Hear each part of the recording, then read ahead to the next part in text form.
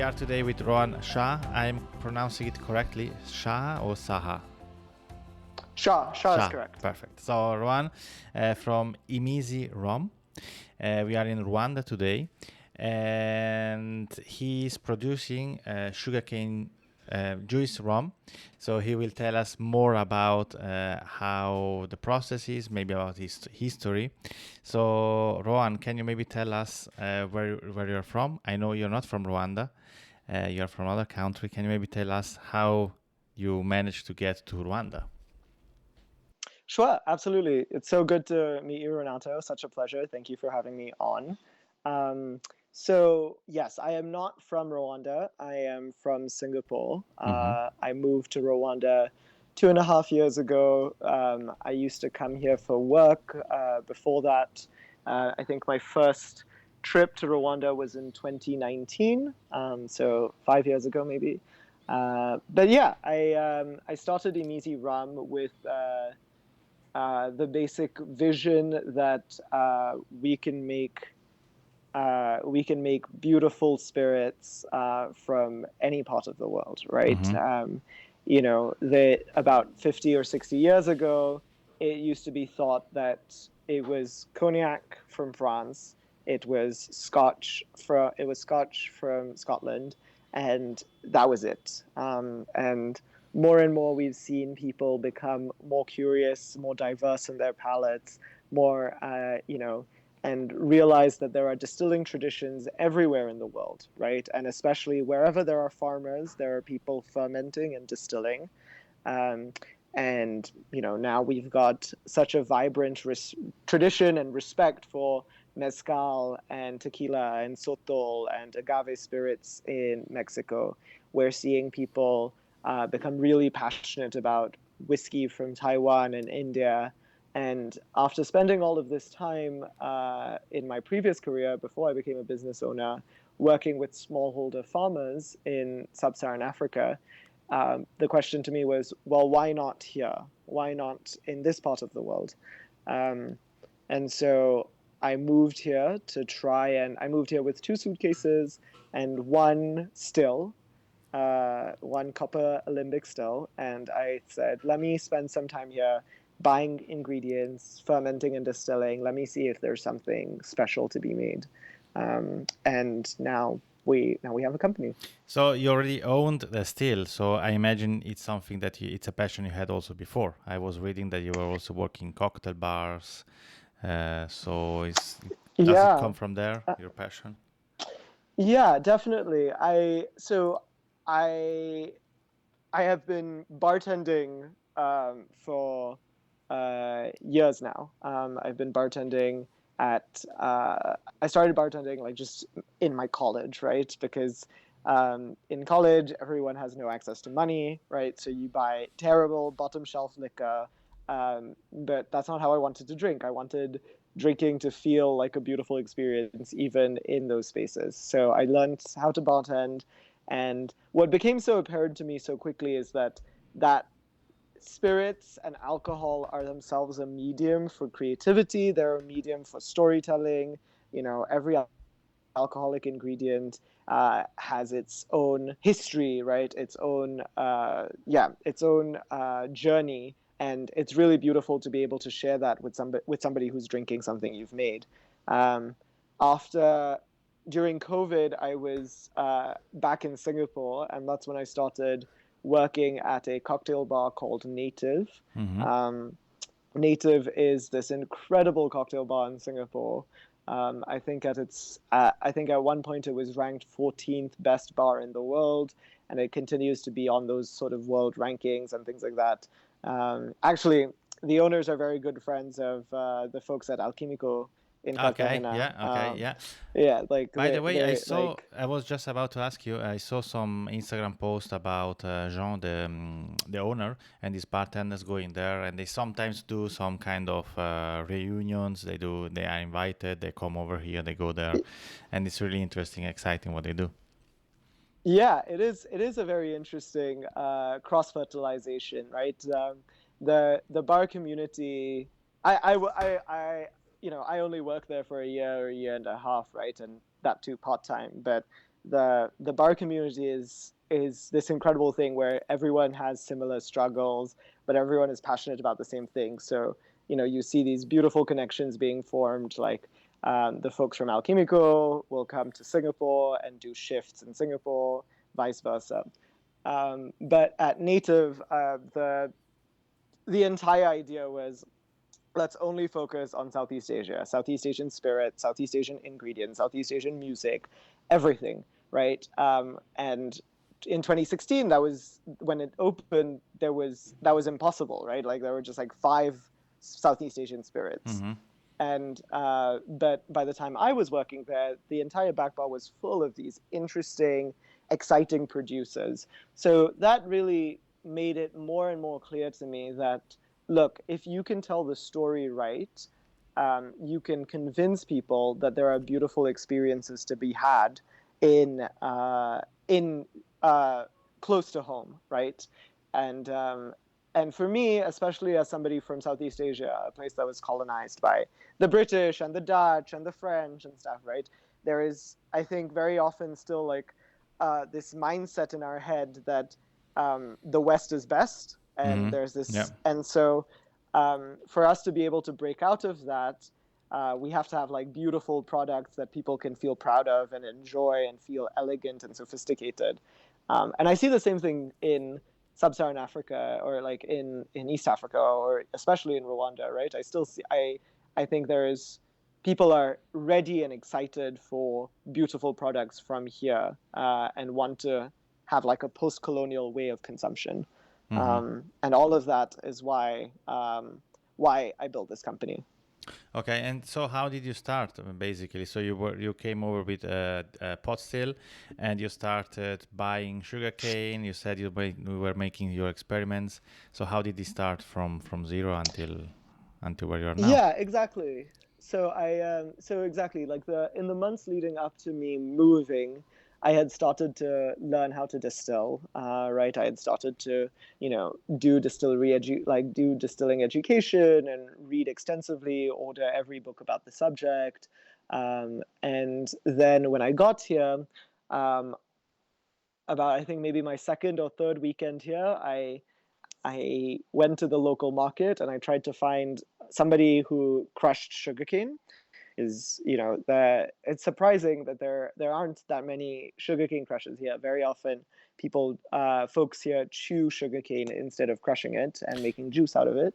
So sorry, Go on. sugarcane is something which is not that common in Rwanda, or before you It came. was so my friends, what my friends tell me that it was introduced here about maybe roughly 60 to 80 years ago.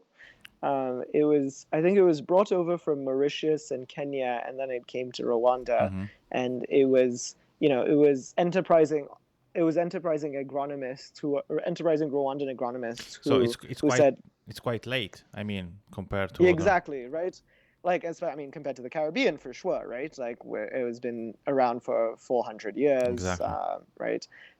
In India, it's been around for 1,000, right? Yeah. So yes, compared to everywhere else, yes, it's very, very new.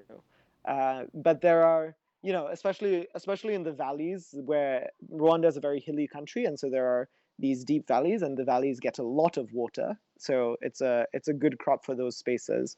Um, but there were, like, yeah, again, you'll be surprised, right? There's only a single sugar mill in the entire country. Um, so that's, I mean, usually rum making is sort of a secondary industry from sugar refining. Mm-hmm. Um, but that's, yeah, exactly. So, and we It's can not. talk more about that It's not a later. big business. I mean, sugarcane Yeah, industry. It's not the main one. yeah, exactly. But there are many farmers who are growing sugarcane, and so it felt like there was an opportunity. So anyway, I'm at this market and I find a shop where there is a sugarcane machine, a crushing machine, and they're selling little, 200 milliliter cups of sugarcane juice with Okay. ginger and lemon. Mm-hmm. And I've come to them with 2 empty 20-liter jerry cans, and I tell them I want 40 liters of just sugarcane juice, and they get on the phone with their boss. They try to negotiate a price because they're used to selling 200 milliliters, right? They don't Yeah. quite understand what I'm going to do with 40. And then it takes them about an hour and a half to juice because they have like a fairly small machine. And then I have 40 liters of sugarcane, one in each jerry can. And I get onto the back of a motorbike. That's what we use as public transportation here. They are taxis, but they're motorcycles. Like And here in so I get onto Cartagena. them. Oh, do they do the same Oh, thing? yes. Motorbike is the cheapest and the fastest. Exactly, right. I'm never stuck in traffic. It's cheaper than a taxi. I never have to, yeah, it's so easy. So I get onto the back of a motorbike and one person puts one jerry can on my thigh here, and then I grab the other one and put it on the other thigh, and then I ride back home. And I had brought a couple of yeast packets to experiment with different yeast varieties, and I ferment. And then the next week, I set up my still in my backyard, and then I start to distill. And yeah, and the first spirit that comes out is it's unrefined. It's only been distilled one time. Mm-hmm. It's in a pot still, so the level of reflux is not very high. But the spirit is exciting. There is there are all of these exciting flavors coming out, right? You get like fresh, dewy green notes, right? That remind you of the fields. You get some, when you're doing your cuts and collecting individual samples. There's some that smell like vanilla pudding. There's some that smell like fresh banana. All of these really beautiful, interesting notes. There's a lot of acid at the back, and some red fruit. So really, really interesting stuff. And that's how I started. But it became one of the things that was both a creative decision and a business decision was that we can't just make a cane juice rum. What I feel very strongly that our ambition is to be we can be a niche brand, but we're going to be a global niche brand. I want people to be able to find bottles of us in Kigali, but also in the best bars in Accra and Lagos and Cartagena Mm-hmm. and Yeah. Cali and DC and New York and London, and be able to say, now isn't that Rwandan rum, right? Yeah. And because that for me would be a major moment if an African brand is global in that way. Um, what that means for us is that we have to give bars, rum aficionados, drinkers. We can't just say we're a great rum that is made from Africa, made in Rwanda. That's not going to work. We need to offer a different vision of what rum can be. And for me, that's also a really exciting creative challenge. Can we be, um, can we be, can we, in a place that's never made rum before, can rum taste different? Can we make a rum that is telling a different kind of story? And so, given all of that thinking in the background, it became really apparent to me that I wanted to make a botanical rum. Um, and that's what makes Imizi very unusual. Uh, so for me, it always starts with storytelling and telling a story about a place, right? That's why products sort of stay in our heads if we remember where they're from, if we're told a beautiful story about them. And what's really amazing to me about Rwanda is that unlike every other rum producing country, it's not all monoculture. It's not all sugarcane, right? If you go to Mauritius, it's just sugarcane as far as the eye can see, Mm-hmm. Yeah. right? Um, in Rwanda, there is such a heavy government-supported emphasis on protecting local biodiversity, on preserving the forest here. There are these amazing statistics, right? So I think it's something like I'm going to have to double check to remember, but Rwanda is 0.08% of Africa's total land mass. But 10% of known plant species can be found here. Okay. So there is this amazing biodiversity Mm-hmm. in the forests. And so, and you can see it visually. If you ever come to Kigali, you will see these like beautiful rolling hills that are lush and green. It doesn't, there's no ocean, there's no island. And so for me, that's a really interesting concept that rum has nothing to do with spices. It has nothing to do with the transatlantic slave trade. It has nothing to do with coconuts and tropical island life. But instead, our rum, can we make rum that is instead herbaceous and earthy and green and resembles what this landscape looks like? And so for me, that was the creative challenge, and that's why we make a botanical rum with the case of Imizi, right? We use um, botanicals that are all sourced, that are all from Central Africa, half of which are indigenous to Rwanda. Okay, yeah, this makes your rum completely different. How is the market in Africa, in Rwanda, before you came? How is the rum? How see people rum in Rwanda? Or maybe, let's say in Africa, of course, it's a huge continent. It may be difficult to Yeah, say, but maybe let's say in Rwanda, what people think about it and what they are drinking normally, whiskey or other stuff. yeah, great question. I so it yeah, I can't speak about Africa because it's so large and every market is so different. Um, but in Rwanda, I would say that there is it's a good question. I think again, like things sort of break down according to different demographics, right? I think I think the older generation tends to drink old world wine, and a lot of South African wine because of proximity as well. So Mm. old world wine, South African wine, and then imported whiskies tend to be the most commonly consumed alcoholic beverages, I would say. Um, and then, of course, there is a lot of beer. Many people are big beer drinkers. There are two big breweries in this country. Two, three. I think there might be three big breweries in this country. Um, and because of Belgian colonization, beer drinking culture is also a big thing here. So not a lot of not a lot of like specialty spirits consumption, for sure, right? Rum is not something that people typically call for or ask for. Um, but what we've also found is that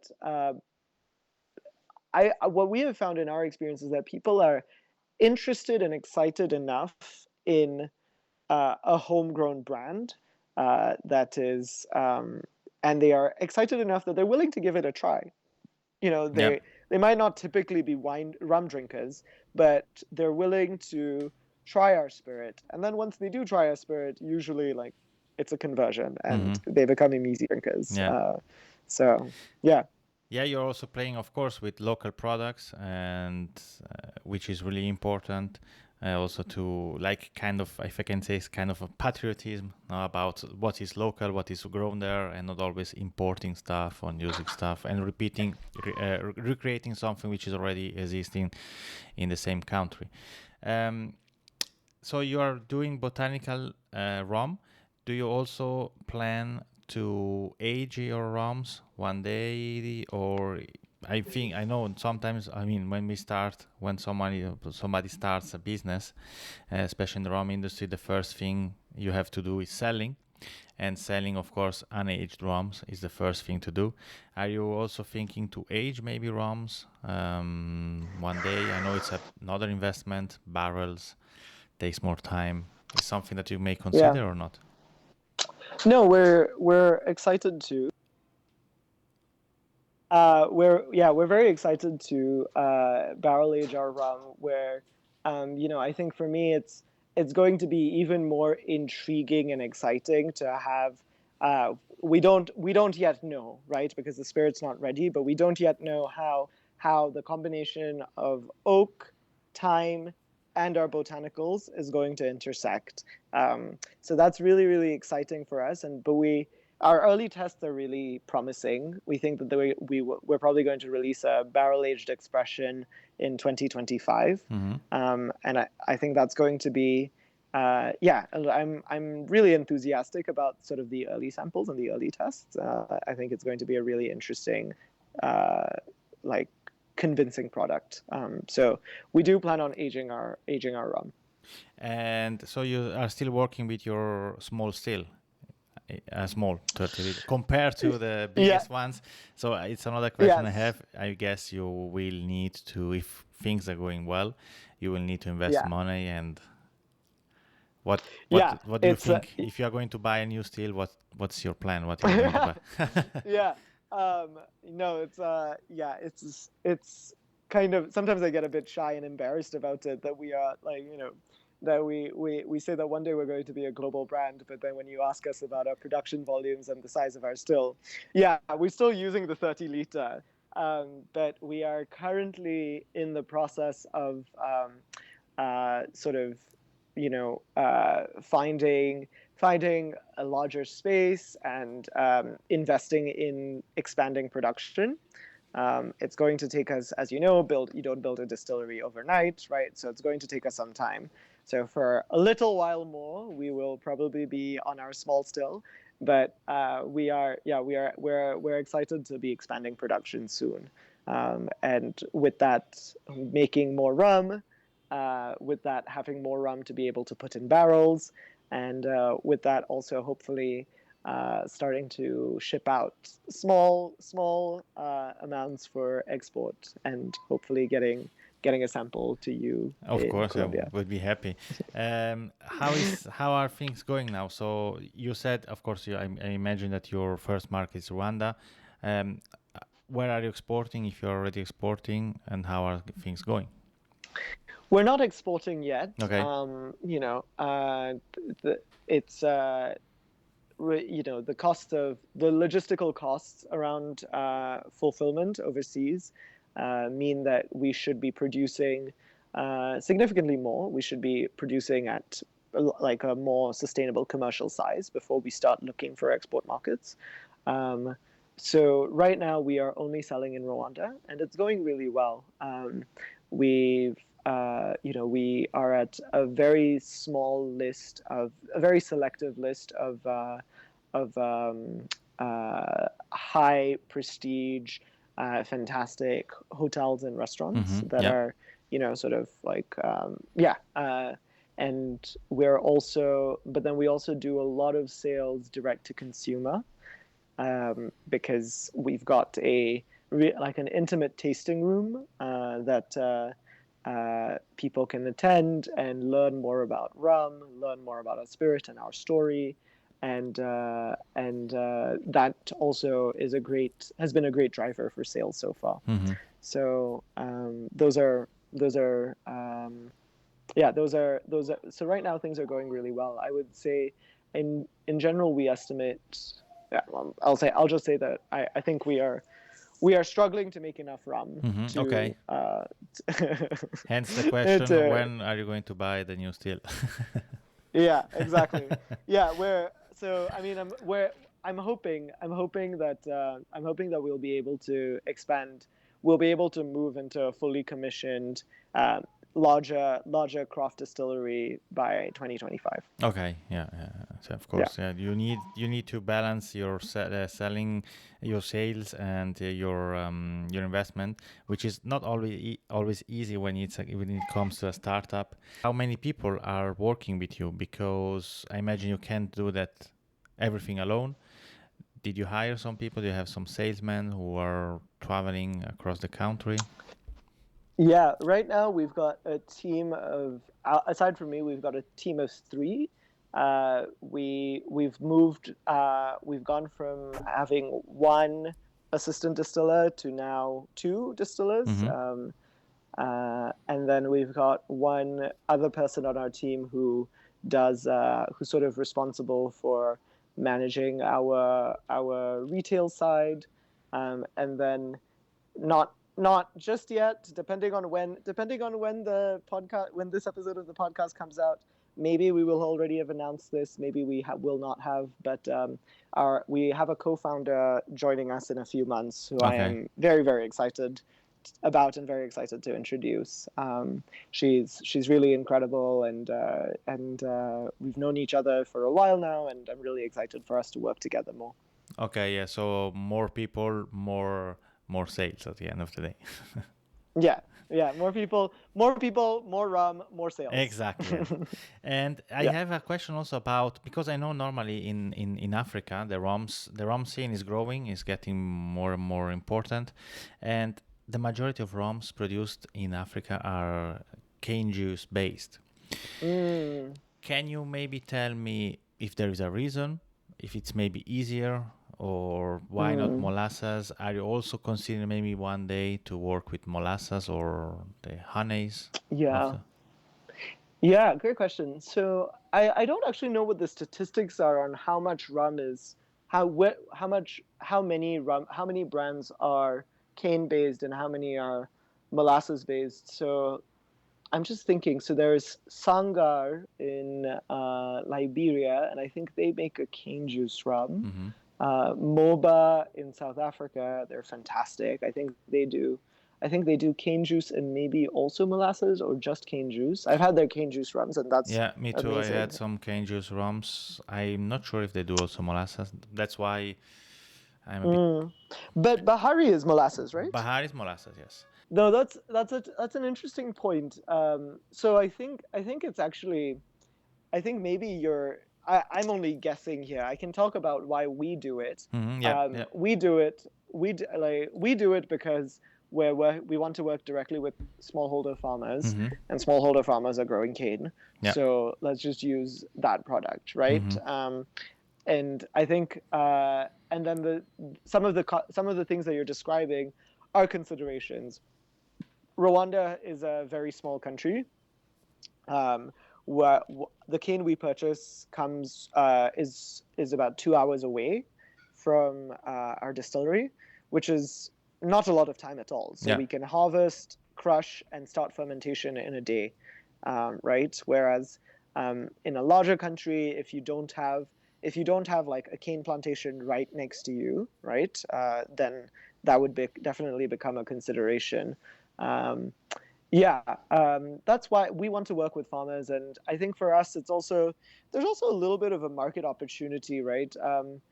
I think it goes both ways. I have heard from industry experts and stuff, sometimes an aversion, especially in anglophone countries like in the US and the UK. Sometimes there's a little bit of aversion or a little bit of a confusion around cane juice rums, because it's not as familiar as molasses based rums, Mm-hmm. right? Molasses based rums, people expect that like prominent sugar caramel note, and with sugarcane rums, you get, you know, a lot grassier flavors, a lot greener, and and that can maybe be confusing to certain audiences. But for me, there is um, cane juice rums are so romantic. There's such a sense of terroir. There's such a sense of locality to it, right? It is an agricultural product that is completely unrefined, and so that's really really exciting.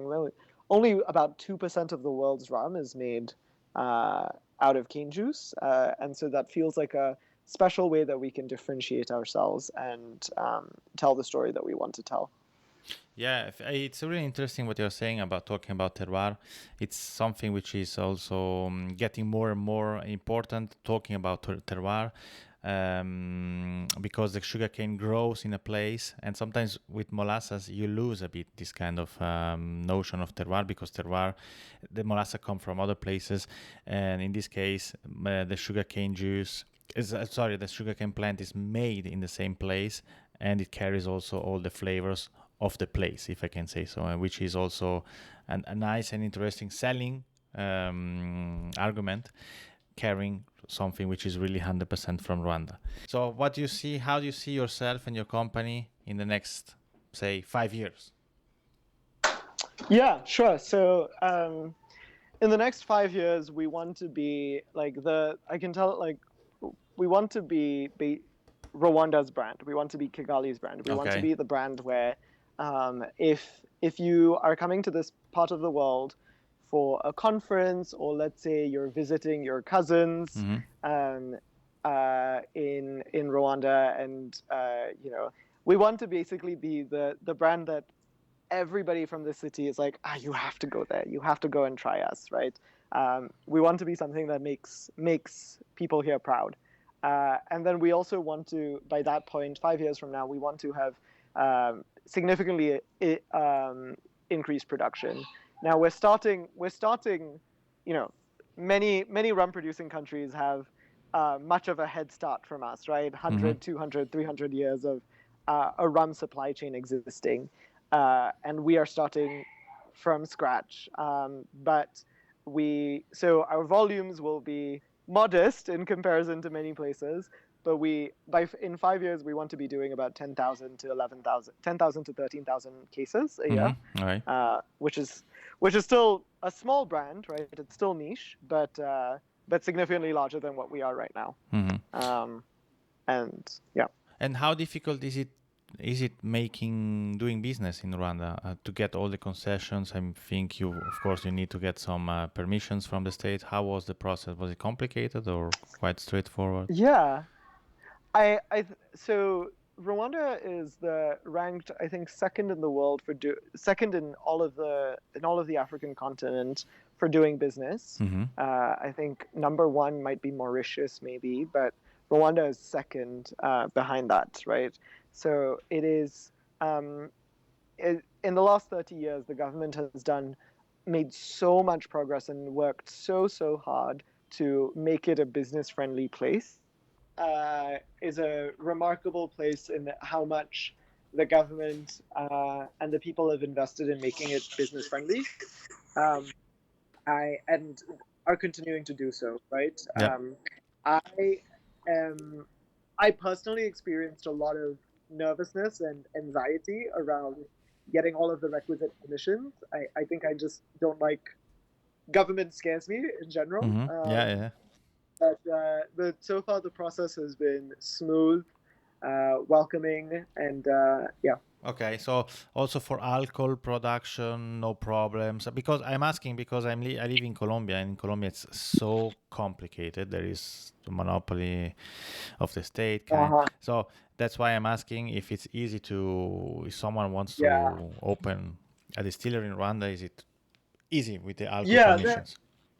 There are, unlike some parts of the Caribbean where there's a state monopoly on rum production, that isn't the case here. Okay. There isn't a state monopoly. You can start an independent business. That's no problem. The biggest sort of business, like the biggest challenge for craft distillation is excise tax, which is, I mean, every producer in the world will complain about excise tax. Yeah. But it's something that you have to pay. I mean, it's. Yeah, totally. Everywhere. You have to pay it anywhere in the world.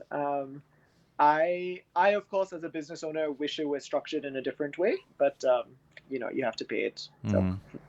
Yeah, I understand. Yeah. It's a normal, but yeah, so it's easy to do business there. And I wanted, just the last question. So you were telling me that you were working a lot with hotels in this niche. So how is the tourism in Rwanda? Who is traveling to Rwanda? Europeans as well, or maybe more business people? Yeah, so there are a couple of tourism is only going to grow. Only, sorry? Parallel. First of all, tourism is only going to grow. It's only going to get bigger in Rwanda. Yeah. There are a couple of things that are happening sort of in parallel at the same time. First of all, you have wildlife tourism. So Rwanda is probably the best place in the world to see mountain gorillas. Okay. And it's they're like the local park authorities and administrators are really, really, really good about balancing sustainability with tourism. And so the forest is in is getting bigger and the habitat is widening and gorilla populations are increasing. So that's one thing, right? People come here to see this amazing, majestic creature. But then also you've got a really exciting push for like global sporting events, continental concerts, conferences. All of that stuff is happening in Kigali. So last year, Kendrick Lamar performed in Africa for the first time in Okay. Kigali. Um, this year, the playoffs for the the African Basketball League, so the African equivalent of the NBA, Mm-hmm. was in Rwanda. Okay. Um, and they've just inaugurated this like brand new Olympic level stadium for football matches Mm-hmm. and other sporting events. So it's yeah, all of these things I think mean that tourism so far has been a huge is for a small country it's really quite impressive, and I think it's only going to get better. Mm-hmm. Yeah, okay. Small country, when we're talking about small country, how many people live in Rwanda? 11 million. Okay, yeah, it's not big. It's like here in Bogota. Bogota is maybe 8 million, so it's a small country. Yeah, yeah. Okay, so thank you very much, Rohan, for your time. I appreciate your time, and yeah, good luck with your rums. I hope that I will taste one soon. I'm not planning to come to Rwanda soon, unfortunately. We'll have to But we'll yeah, have to find a way. yeah, Yeah, we'll exactly. have to find a way. Anyway, the world is small, and if you're traveling over here for whatever reason, take us a small sample Yeah, of. exactly. Bring a yeah. I always travel with a few glass bottles, like big bottles, and then like Yeah, small samples. 60 ml. It's the easiest way Like, to get your rum known everywhere in the world, and yeah, so maybe one day when you will export it, I think your first yeah, exportation will certainly be maybe Europe. I was reading also on the article of Ron Porter that your goal is also France. I imagine these are the biggest yeah, market where you would like to. Your aim is. yeah. I mean, it's an interesting question. We have to do a proper market analysis to understand what is the best move. Um, there are a couple of things happening, right? Like on one side, you have this real interest in Pan African food and drink that is happening in some parts of the world. Like in the UK, there's a lot of interest now in fine dining inspired and drawn from African culinary tradition. So maybe that's a good move.